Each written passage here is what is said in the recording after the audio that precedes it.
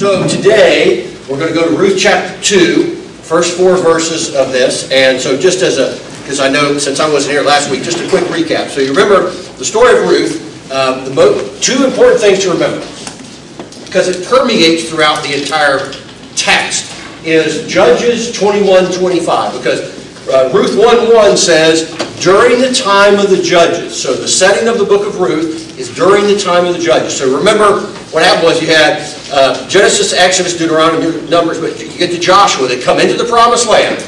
And Joshua dies. And then we go into the book of Judges. So what happens is the people, God set up the system. He set up the law so that people knew how to live, how to operate. You had the priests and the whole 9 yards. But when we get to the book of Judges, the people have done what? They do what we do. They've fallen away from the Lord. And so then God would bring either famine, or drought, or bring the enemies to come in and take over something. And then the people would finally get so depressed, they'd say, oh Lord, please save us, please save us. He'd raise up a judge, and you got 20 chapters of judges. He'd raise them up, the people would repent, they'd come back to the Lord, and then a few years later, the time of the judges, I believe, is about 350 years is the time frame of the book of Judges. Don't quote me on that, but it's well over 250. And so the people raise up again, fall into famine again or drought, or the Amalekites come in and take over, and then so they raise up Gideon or Samson or all these different things. So the time of the judges, but the last verse of the book of Judges, 21:25, says, in those days, there was no king in Israel. Never had been a king, by the way. David's going to come in the future. There's never been a king. And it says, and everyone did what was right in his own eyes. So that's the world. Isn't that what don't we live in the time of Judges? Everyone does what's right in their own eyes. Yeah, I want to be a girl. Yeah, okay, it's good for you. I want to worship Satan. That's good for you. Whatever's right in your own eyes is how we operate. And so that's the text. That's where we are. Now, what happened was, just a quick recap. You go back to chapter 1. It starts out with this guy named Elimelech and his wife Naomi. And they are from Bethlehem. And Bethlehem means house of bread. Bethlehem is where Jesus was from. So there is a famine comes on the land. And they have 2 sons. And for whatever reason, Elimelech, and I assume Naomi with him, decides that the famine, God isn't blessing us, we're going to go somewhere else to see if we can find food. So they go to Moab. And so they leave God's protection. And they go to Moab, and what happens is they go to Moab, they had 2 sons, they find Moabite women, they marry them, then Elimelech dies, then both the sons die, and then here's Naomi, she's in a foreign land, and she hears, because there's travel going on, she hears, hey, guess what? God has provided again back in Israel, in Bethlehem. There's bread, there's food again in Bethlehem. So what we infer, we don't know for a fact, but what we infer is that why was there a famine? Because people had turned their back on God. And then why is he now providing food? Somehow they've revived, they've come back and said, Lord, forgive us. And he's done it, he's forgiven them. Now he's provided food again. So she says, I'm headed back. And of the 2 daughters-in-law, one stays in Moab, and Ruth tells them, stay in Moab with your people, don't come to my people.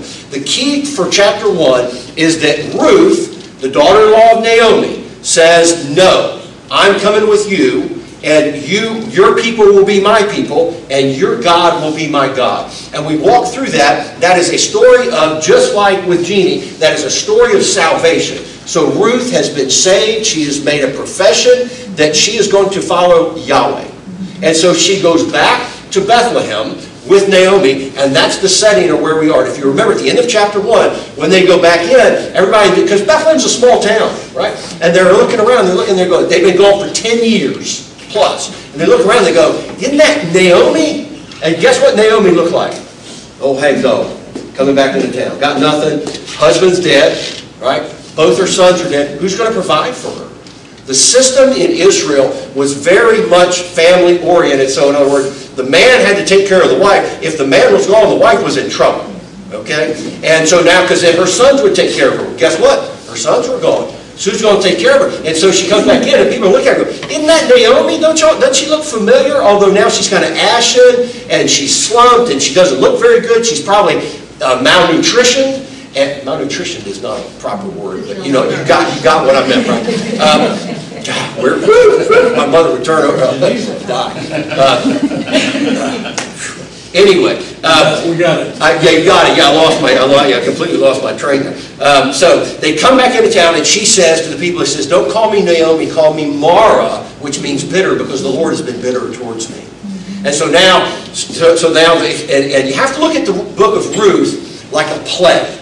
Okay? So at the end of chapter 1, the curtains close, and they're in Bethlehem, and she says, call me Mara, because the Lord has been bitter to me.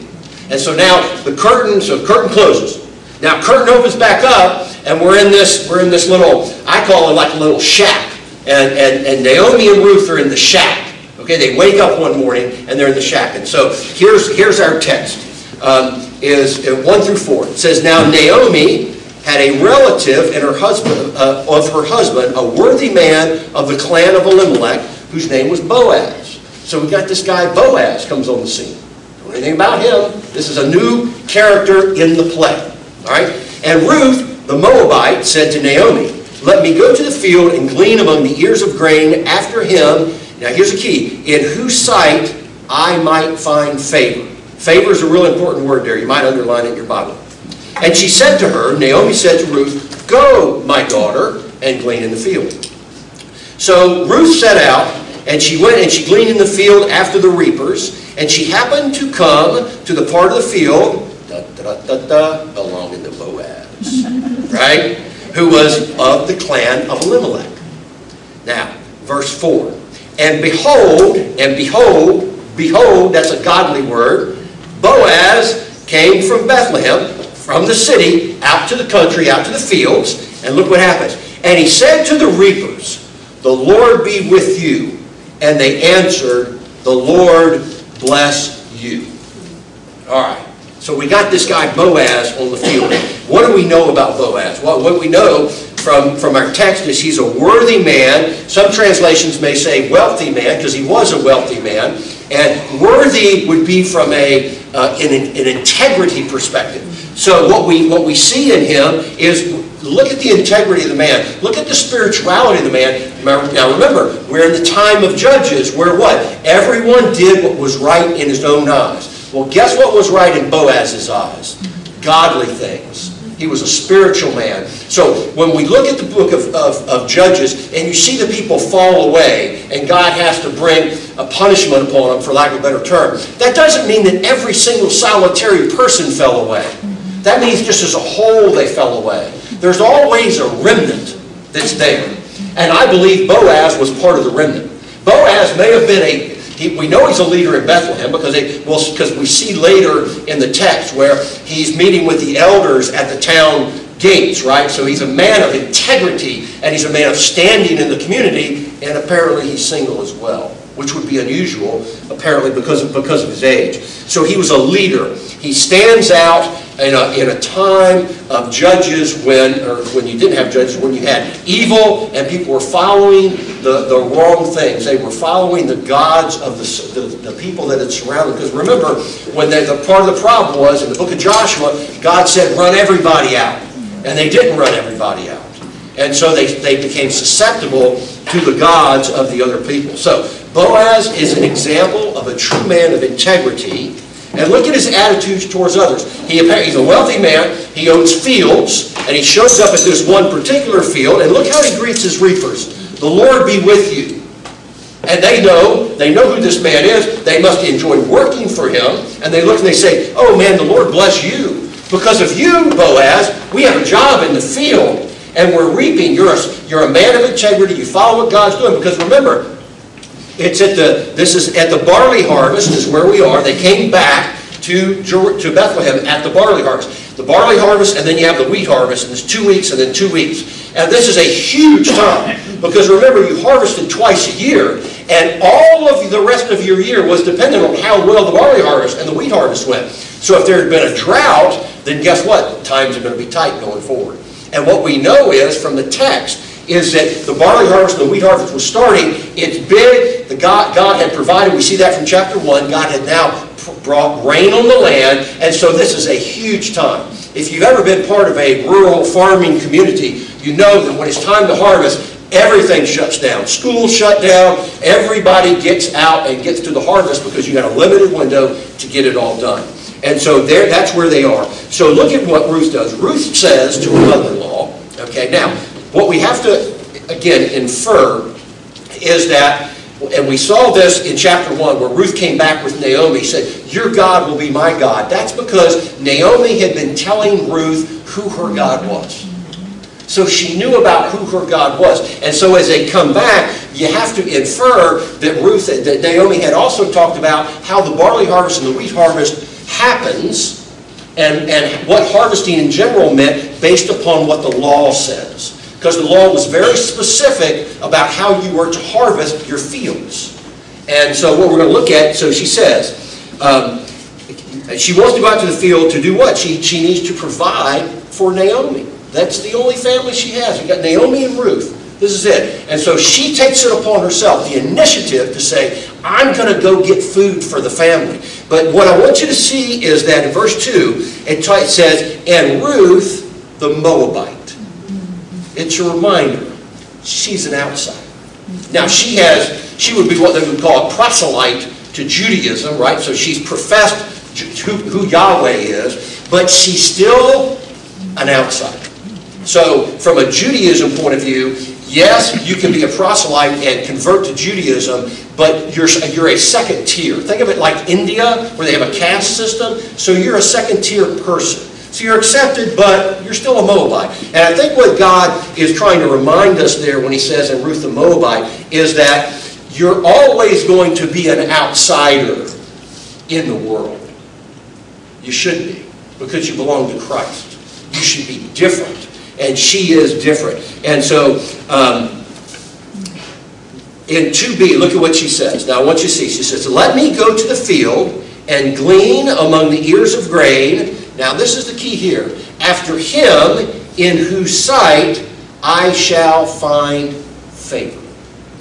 So, what does that mean? What she's doing is, it means she's looking for, now, the word favor is translated in the Hebrew is grace. Now, if you study out of the NLT Bible, that's a really bad paraphrase because it doesn't use the word favor or grace. And I think that's where sometimes, and I just encourage you to understand that something like the NLT is a paraphrase, it's not a translation. I use it, I like it, right? But I always make sure that I'm back in a New King James or an NAS or an ESV, because sometimes you get these little words can mess you up. Because if you don't see that I'm looking for grace, really, really important that you see favor equals grace. What saves you and me? Grace. Very, very important. So now, what she's looking for here is she's saying, I want to go, because got all these fields. And so she's going to head out to a field, and what is she asking for? She's looking for, now here's what she's looking for. She's looking for grace with a little g. Grace. I'm just looking for somebody who will let me come into their field and harvest. That's all I'm asking for. Somebody who will find me that favor. And look what Naomi says. Naomi encourages her, says, go, my daughter, and go reap. Now, what we have to understand is, so let me give you Genesis 6, 5 through 8. This is where we see this word favor or grace come in. Watch this about Noah. It says, then the Lord saw the wickedness of mankind was great on the earth, so that every intent of the thoughts of the hearts was only evil continually. So the Lord was sorry that he had made mankind on the earth, and he was grieved in his heart. Then the Lord said, I will wipe out mankind, whom I have created from the face of the earth, mankind and animals as well, and crawling things and the birds of the sky, for I am sorry that I have made them. Now here's key, verse 8, watch this. Key word, here, write this. But Noah found favor in the eyes of the Lord. Favor. Noah found grace. That's why Noah got saved. Grace. So he found favor. The same favor that Naomi, or that Ruth is now going to look at. In fact, if you drop down, after verse 10 in Ruth 2, it says, when Boaz has blessed her, it says, why have I found favor in your eye? Or grace. Why? What have I done to deserve this grace? And you know what it is? Nothing. Nothing at all that we have. So Ruth is searching for little g grace.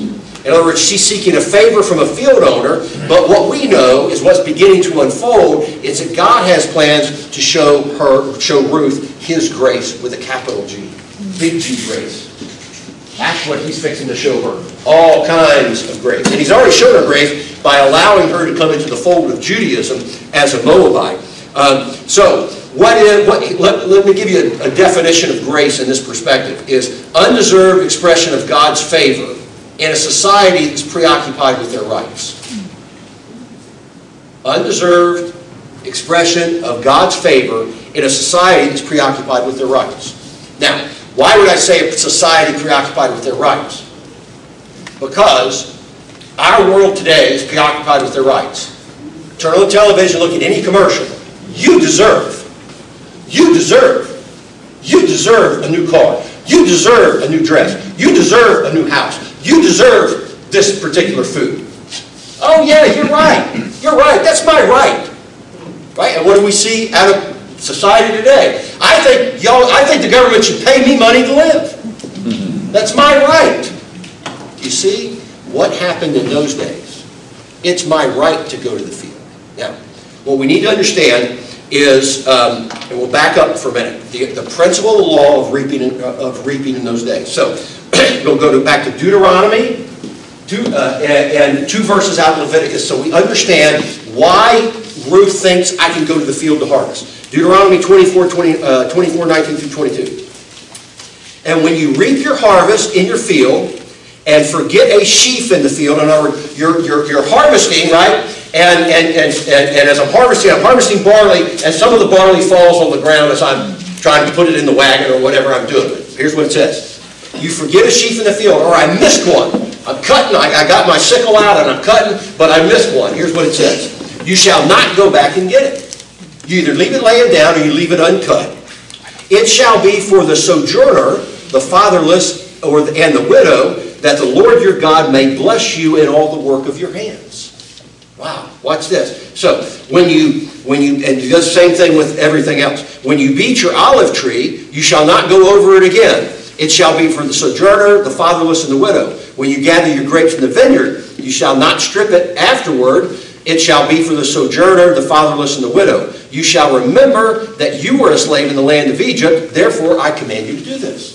So, as you're reaping in your field, you go out and you miss something, you miss a corn stalk, whatever it is, or some of it falls out of the wagon, you don't pick it up. That's how God provided for the sojourner would be the stranger, the fatherless would be the orphan or the widow. That's how you provided for them, right? No different than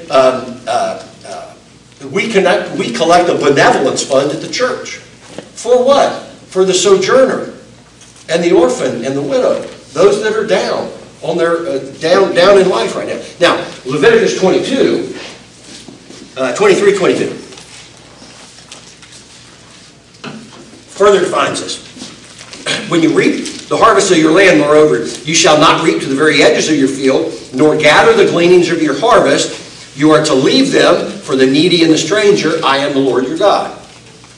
And then Leviticus 19, 9 and 10. When you reap the harvest of your land, you shall not reap to the very edges of your field, nor shall you gather the gleanings of your harvest. You shall not glean your vineyard, nor gather the fallen grapes in your vineyard. You shall leave them for the needy and the stranger. I am the Lord your God. So, in simplistic terms, what you would do is, and again, I'm making a lot of assumptions here. The assumption is that you got a square field, okay? So I got a square field, so what you would do is, when you would come to reap, you would do this. You'd reap that. So guess what's left over? All this, all this, all this. That's for the less fortunate. And so they would be able to come along, get what had fallen on the ground. That's why I said on the olive trees, you pick your olives and think of it like an orange. You pick the orange tree, you forget, you miss a few, don't go back and get them. You leave those for people to come get, who are less fortunate. So it was God's way of reminding the Israelites two things. One, don't be greedy, right? To leave some of the harvest for the poor and the helpless. A reminder that, and he said it in Deuteronomy, he says, you shall remember that you were a slave in the land of Egypt. This is why I commanded you. So who brought you out of slavery in Egypt? Who provided manna for you for 40 years? I did. God, I did. Right? And when you got into the promised land, the land of milk and honey, Where did that come from? That came from me. It didn't come from you. It didn't come from you might have participated in the effort of planting barley, but the harvest of the barley comes from me, and I can turn it off at any time. And it's the same thing with our own harvest, our own monies.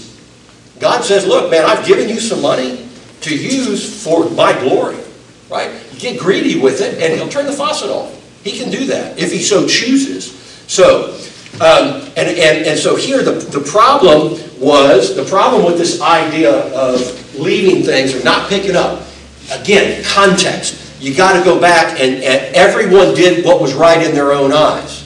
So were there some owners of fields that didn't leave the gleanings or didn't leave their corners? Surely, absolutely there were. Yeah, they would just look. This is all mine.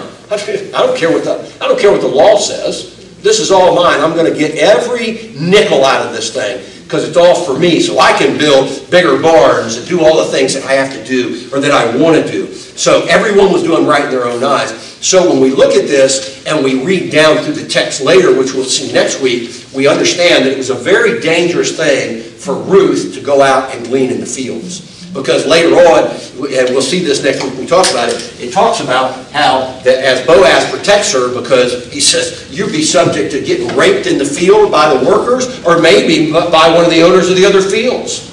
And so it was a courageous act, very dangerous for her.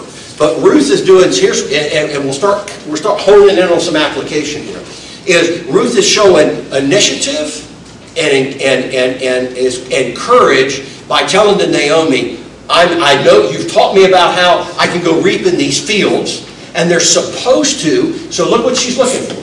She's looking for little g grace. I'm just hoping to get into a field where I don't have a greedy owner out there who's picking up everything or looks and says, don't you come into my field and try to get the corners or try to pick up the stuff that's left over. That would have happened. And so she's courageous. And she says, I'm going to provide for you, my family. Because she said, where you go, I will go. Your God will be my God. I will be with you till the day you die.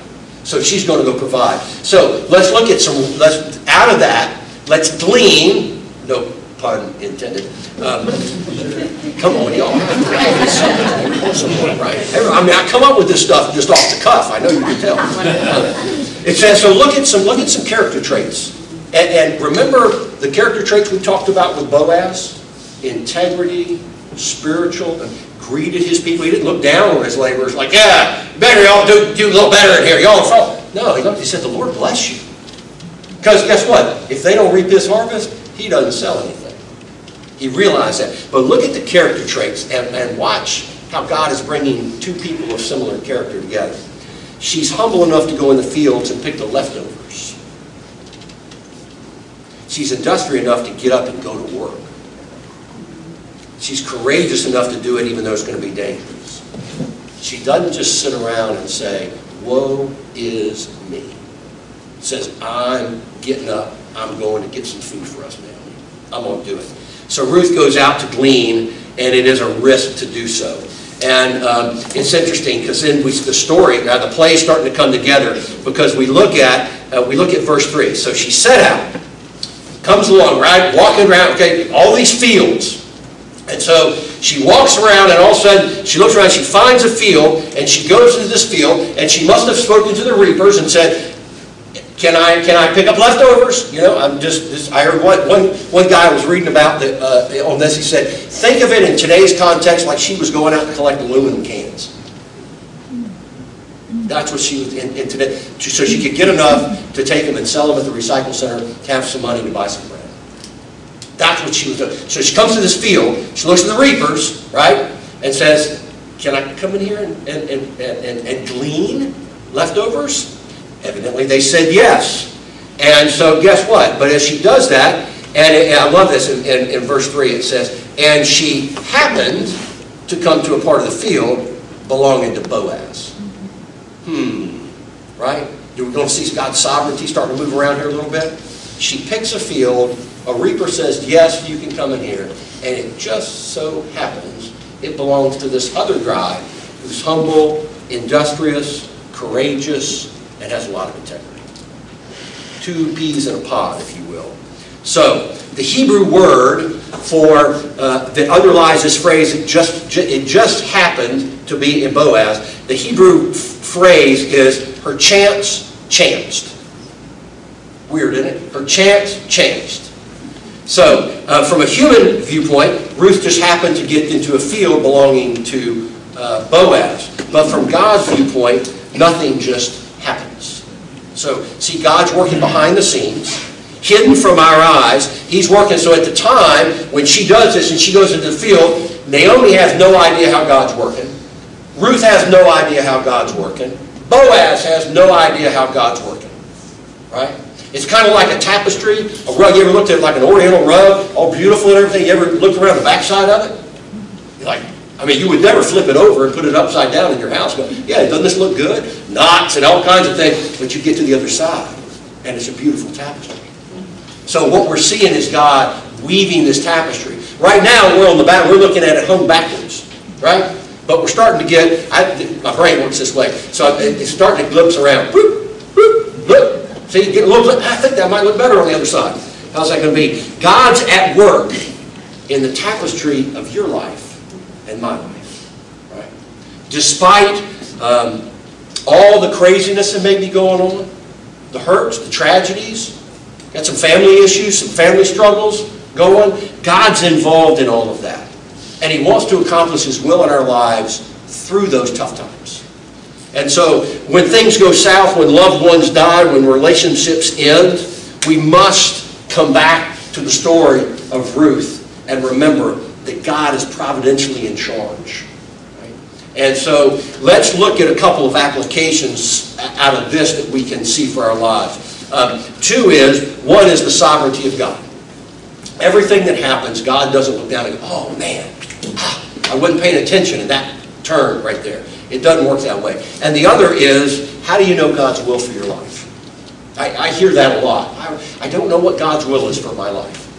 So, Ruth is teaching us that by her attitude and her actions, by getting up and going and doing something, that everything that God gives us is an opportunity for obtaining what we need, which is the undeserved mercies from Him.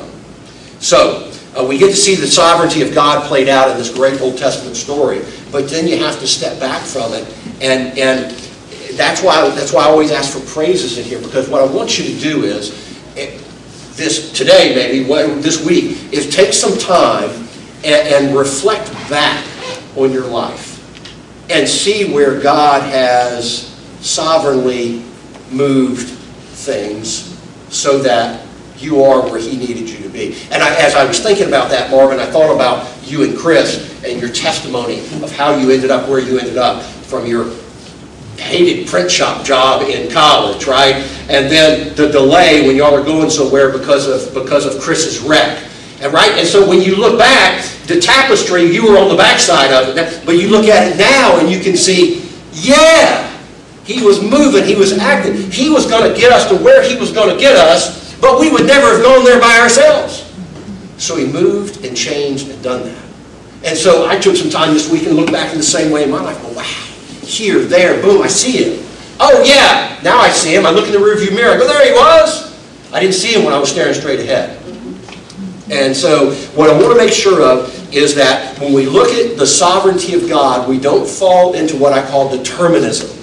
Determinism. And what determinism is that like God is a puppet master who determines everything we do. And He's up there pulling strings and maneuvering around. And because what determinism, the falseness of determinism says, what I'm going to do is, I'm just going to sit here until God moves the strings. If Ruth had done that, she and Naomi would have starved to death. So, what we have is real choice as Christians, real choice, real responsibilities, moral-based decisions that show providential care of God does not override human decision or human action. Look at our story, and I hope you'll see it in our story. How did Ruth end up where she was in the field? She woke up in the morning and said, I think I'll go glean in the field. I need food. Now, whose choice was it for Ruth to go do that? Ruth's choice. She made the decision to go glean. So why did she go to the field she went to, or to the field? Naomi encouraged her. She said, go, my daughter. Yes, go. Good thought. We need food. Who decided to harvest that particular field that day? Boaz. You know, Boaz, I'm going to make an assumption, and I have to because I read in color, is that Boaz has multiple fields. If you know anything about farming, then you look around. Everybody just doesn't have,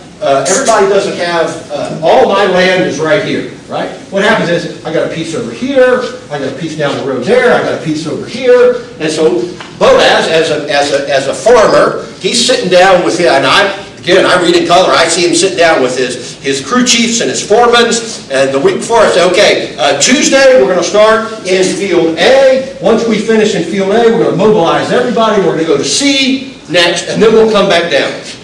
So who determined to harvest the field the day that Ruth was doing that? Boaz did. Boaz made a decision.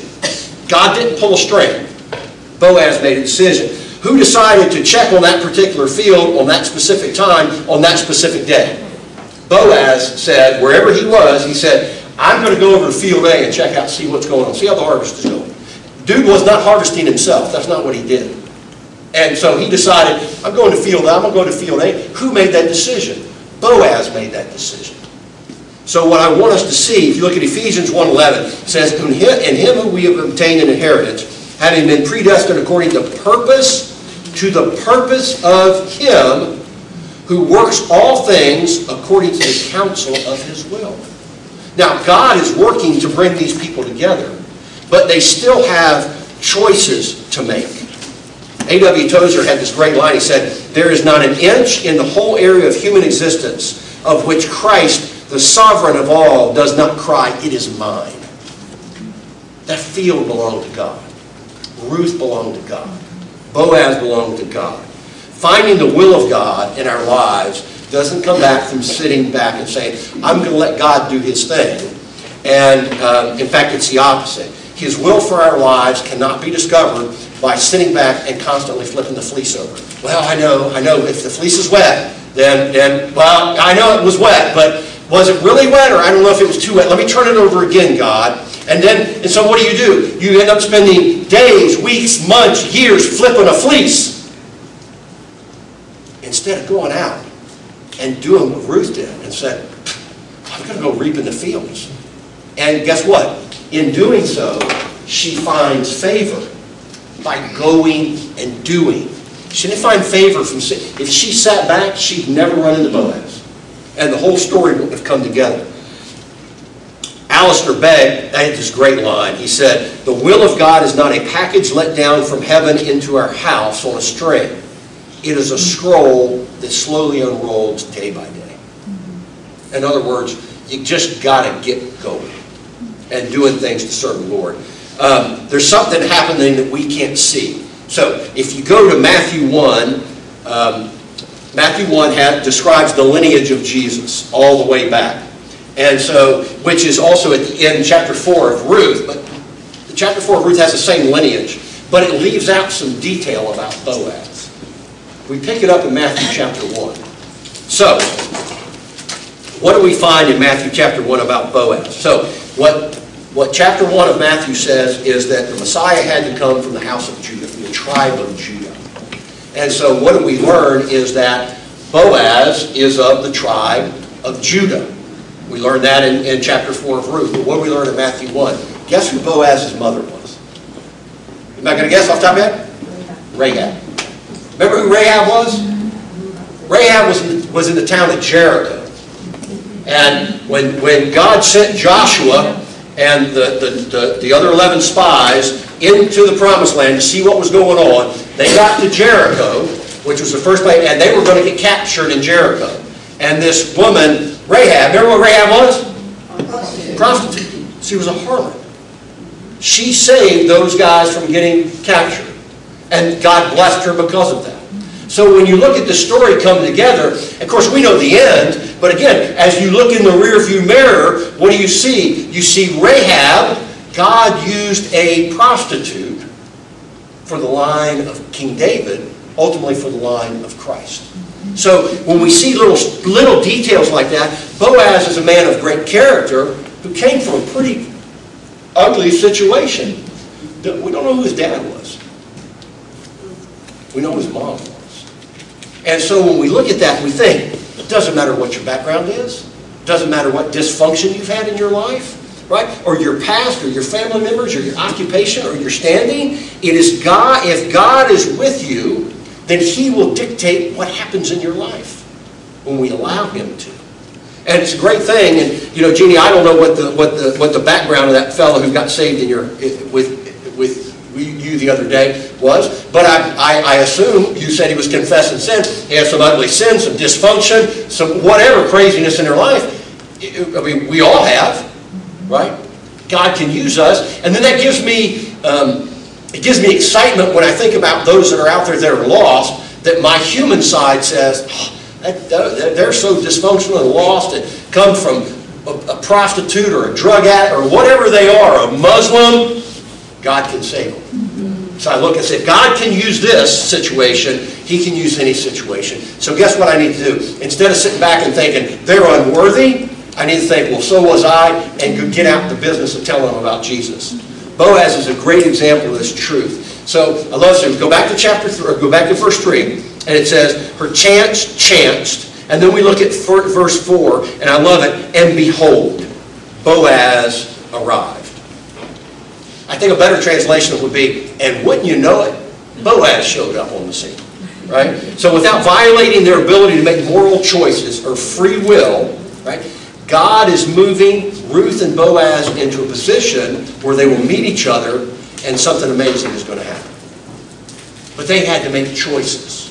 If she hadn't got up and gone out to field A, she wouldn't have run into Boaz. Now, was God going to accomplish his ultimate plan? Absolutely He was. Through, now you've got to think about this, through the lineage of Boaz, not through the lineage of Ruth. So again, when you think about, we go back, when we were studying Galatians and Judaism and the Judaizers follow the law, they were all about everything must be pure, everything must be pure, a pure Jew. You need to be a Jew first and then that. God used a Moabite woman in the line of Jesus Christ. Okay, so does that tell you that Gentiles were going to get grafted in? Yeah, absolutely. Was that a new plan at Matthew 1:1? No, it was a plan from the original. So see, all these things, I don't know about you, I love it. I just see it all coming together. It all works together. So God used a Moabite woman for the lineage of Jesus. Now, and you have to think sovereignty and free will in the same time. If Ruth hadn't got up and gone out, would the lineage of Jesus still come through Boaz? Absolutely. It just would have been through a different woman. Yeah, so you have to look at that. So free will is a really important thing, I think, when we look at this. And again, without violating the ability to make moral choices, which is free will, God was moving them together to do that. And I think, though, when you look at that, we also say when we look at that's why when I use the word free will, I combine it with the idea of moral choices. Yes, they had free will to make choices based on what they're studying in God's Word and the Word that they're getting from God. Because you also have to remember the Holy Spirit, how the Holy Spirit worked in the Old Testament. But they're following what God's called them to do. And first and foremost, God orchestrates the events in our lives, or in lives, so that His will be done. And the idea behind it is God going to accomplish His plan with or without you? He will accomplish His plan. But again, if we're not, so you think about, go back to Ruth and see what she did. If she hadn't got up and gone do something. So maybe God's calling you to do something today or this week, or this month, or this year. He's calling you to do something. And good things can come out of that. But if you don't allow God to use you to do that, and I go back to Jeannie's perfect example, and I don't know how you interacted with these people or where it came from, but somehow Jeannie said, I'm here, God, I'm available. He brought this person into her life that then interacted with, hey, can y'all pray? I got a meeting with these people. I'm going to tell them about Jesus. Right? Do you see that? So she's like Ruth and Boaz and everybody coming together. She's got up and did what she needed to do. If she hadn't done that, hadn't taken advantage of that opportunity, would God have saved that man anyway? At some point, absolutely. But instead, Jeannie gets to revel in saying, I was there. I got to see this man saved right in front of me. Boom, boom.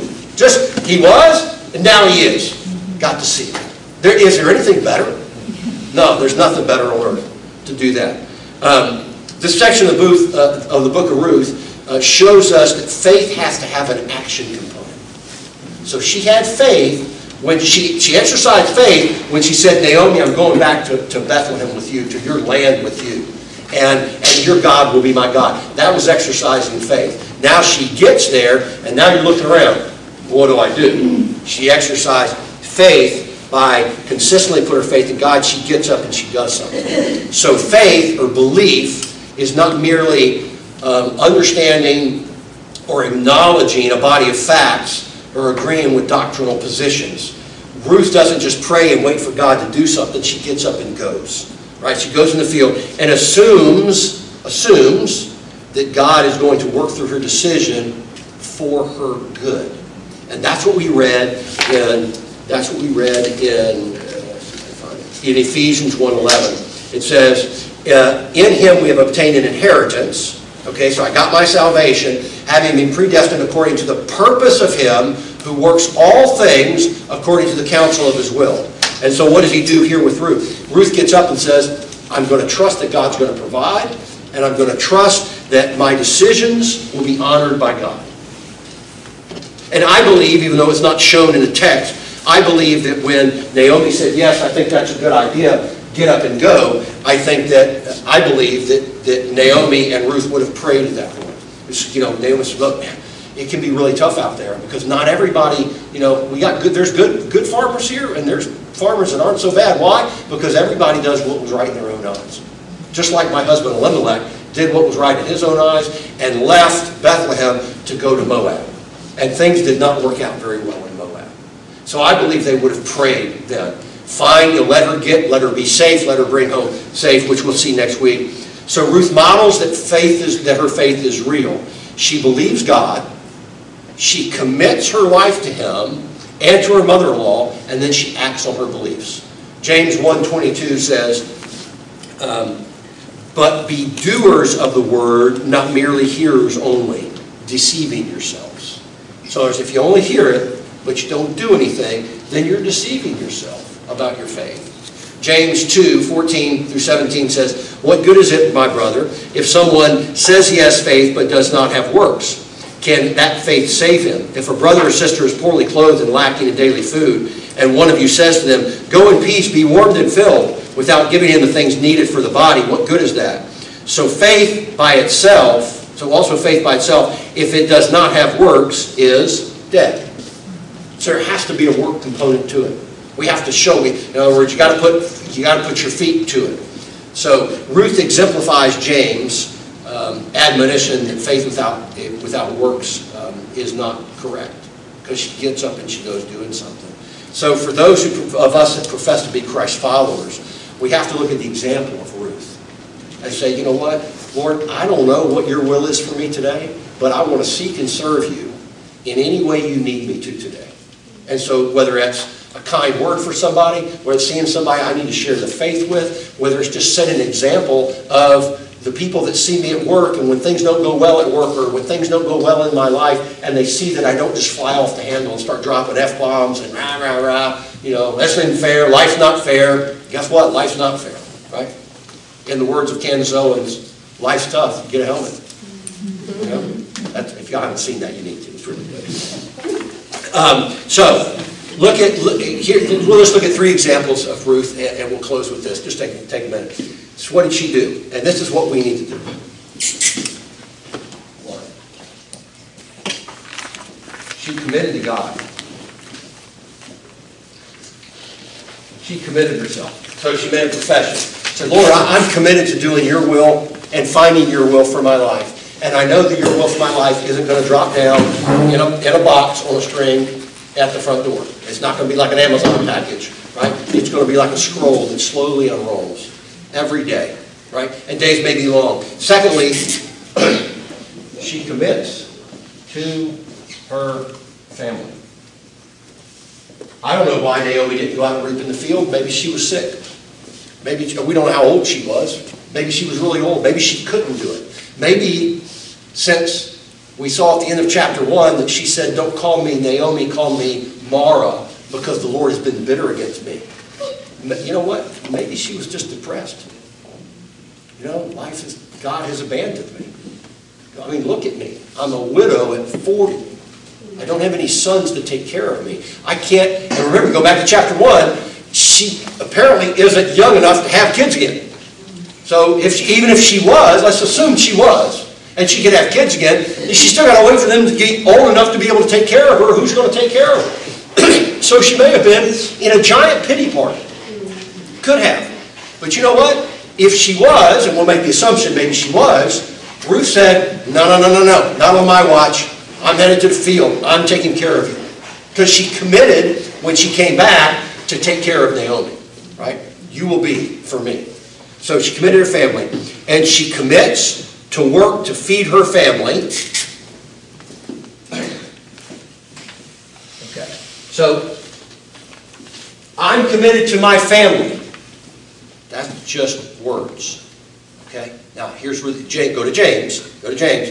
Hey, y'all be well. Y'all stay warm. Get filled up. Right? That's here. I'm committed to them because you know what? I'm praying. I'm praying that you'll get some food. I'm praying you'll get some warm clothes. Now, what did she do? She committed to work to feed the family.